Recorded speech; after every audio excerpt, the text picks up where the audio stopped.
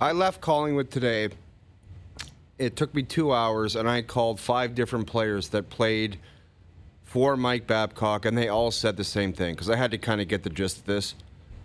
Hard-working coach, very dedicated to his craft, loves winning hockey games, loves hockey. At the end of the day, one of the worst human beings they've ever been around, and that's a sentiment through every player I talk to. Yeah, that's the gist. One of the worst human beings they've ever been around. So that's his shtick. He likes to get guys and say, I had another story today. Get all the trainers and like get their list of who's the hardest working player and the least hardest working player. And like some of the trainers were dumb and some were smart and said, I know this is going to come out, so I'm not going to do it. And you got to give them a rating. But that's what he does. He's just... Yeah. He's a bad guy. He's a bad guy and a bad person. And everybody, how many times, I told you this last week, how many times did he say, good family man, good man? How many people have you heard say that about him? No one. The answer is 0, no one. Good hockey coach, likes to win hockey games, go coach Canada, but bad person. And that's the end of the story. End of the day. I'm sorry. That's what he is. I did my research. I know all about this guy, and he's a bad guy. End of story, period. But here's and I get that, but why all of a sudden are people just cherry-picking stories? That should stay in the dressing room. Like now people are ready to kick him in the ass on the way out. Yeah. This was how long ago? How long has Mitch Marner been in the league? Well, there's Mitch Marner. He doesn't want to say anything because he's a rookie. Right. There's other guys that are retired, and they got kids in hockey, and they don't want to say anything because their kids are going through hockey. They don't want to do that. So it's just now it seems to be the right time where you're going to talk about this guy. I'd be careful, though. Bad guy. End of story. I get that. I'd be careful because what if he goes, well, there was a time when this guy showed up stoned or this guy showed up. What if he starts throwing stones, too? He can go ahead. I'm not defending him. No, he can go ahead. I'm just saying. He can go ahead, Jamie, because the stories are going to come right back at him. You're right. For the Mitch Marner story, I guarantee you there's 50 more. Yeah. You think Mike Commodore is going on Twitter because it's right. like it's like a joke? It's funny to him? It's not. That's the kind of garbage. The only number you need to know is $14.99. Mike Modano, he scratched him for about 10 games so he wouldn't get 1,500 games. Who does that as a coach?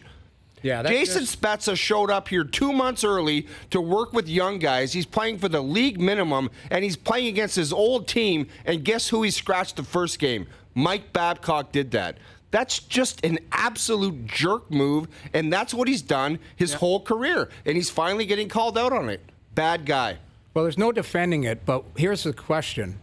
Why wasn't he being called out on it while he was the coach? Like the organization. From the organization. Well, they would know that. Shannon would know that story. They all know. Lou would have known that story. Are they fine with it? Well, he was doing it in Detroit by all accounts. But that's my point. So they knew what they were getting when they hired him. He's doing it his whole career. But as you peel back, you're right. But as you peel back this onion, there's a lot of culpable people in this situation. Then, not just one. Yeah. That's what concerns me. And here's the thing: you start opening up behind the curtain.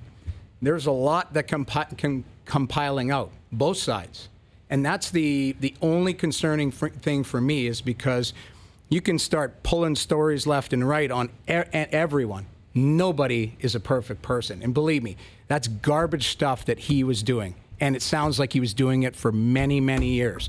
But listen, it's almost like if people knew about it, nobody had the stones to step up. Well, I think it's because, he's been doing it for a long time. I don't know. I just was thinking about that, reading that this afternoon, because I knew it was going to be a topic, but we all know stories of things that we talk about. No player wants to bring it up because they're like, this is my livelihood. Right. I don't want to be that snitch that calls out the coach and he's a high-profile guy. And maybe whatever happens. But at the end of the day, that's what he was all about. Bad person. Well, I can't figure out, again, why he would pick Mitch Marner.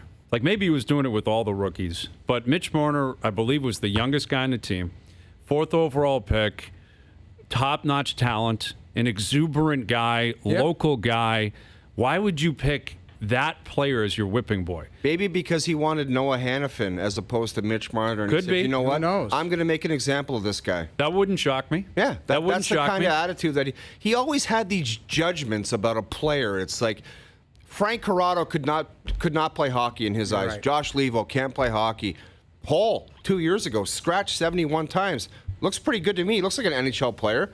But this guy thinks that he gets a judgment. This guy can't play hockey, and I'm going to make an example of it, and I'm going to do this and that.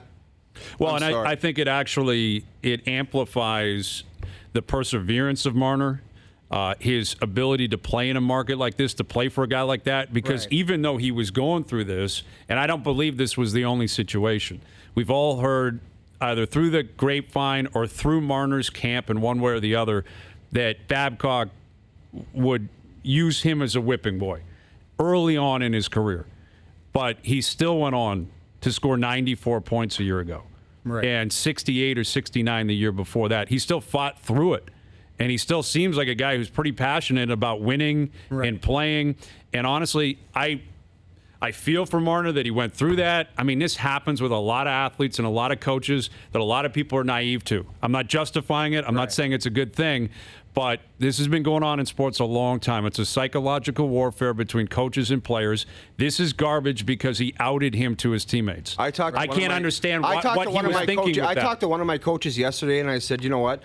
I don't need to say his name, but I said, you were a hard ass, but at least you weren't like a total D-bag about it. Well, this is such a sewer job. That's the thing. Like, I can tell you. You could be hard on somebody and just say, you know, you got to play better, you got to do this and that. But this stuff is garbage. That's beyond. Complete garbage. I agree. I could tell you 50 stories of Daryl Sutter, but I'll tell you one thing.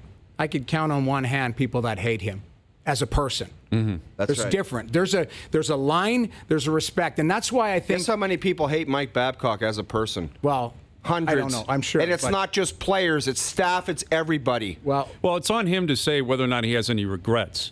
Like, he texted Dreger. Dregs reached out to him and said, you know, do you want to respond to this? Because the story's out and it's going crazy here in Toronto.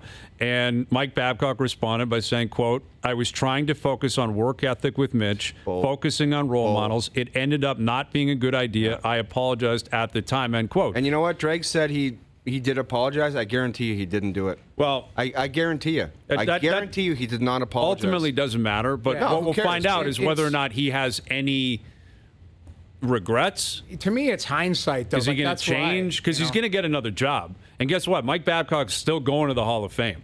Now, what he's learning here is getting fired in Toronto is a totally different beast than leaving Anaheim. When you leave Anaheim, no one even cares about you.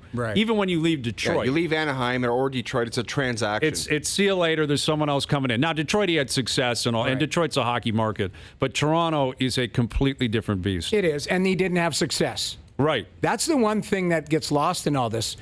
Had they gone to the third round last year, this guy's still got his job and still doing things. He never won a playoff round here. Now, that's on him. That's on the players still. But I think there's a fine line, and that's why I keep coming back. I had Mike Keenan. I've had Daryl Sutter. I had Jacques Lemaire. Like Joel Quenneville, some pretty great coaches, Hall of Fame coaches. But there's a fine line between pressing a button and then crossing a line and losing the respect. But coaches, like, he came in here, what did he say? I want to make it a safe place for the players. It doesn't sound like it was that safe in his own office. Forget what TSN Radio was saying or what TSN or Sportsnet or The Sun, The Star, The Globe was saying, or blogs or Twitter. Mitch Marner must have walked out of his office and said, I can't trust you. This isn't a safe place. You just sewered me in front of the vets. I'm a 19-year-old kid trying to make some bones in the NHL, and you're going to make sure everyone hates me. He did that with numerous players. He'd call players in. Who do you think is the hardest working player on the team with the veterans? And then he'd call veterans in and say, this guy thinks that you're not hard. Like, he's just. But that's another thing. You talk about a reputation. The wins are what they are. The cup is what it is. The gold medals are what they are. He's going to the Hall of Fame someday. Yeah, nice legacy. Go ahead, have that legacy. But it appears, even though it's $6 million a year, he needs other people to get his message across. Like, why do you need Mitch Marner to send a message to the veterans? Why did you need Alex Ovechkin to get your message across? Because when he rolled into town, in his head, he thinks that chaos within the locker room is sometimes a healthy thing.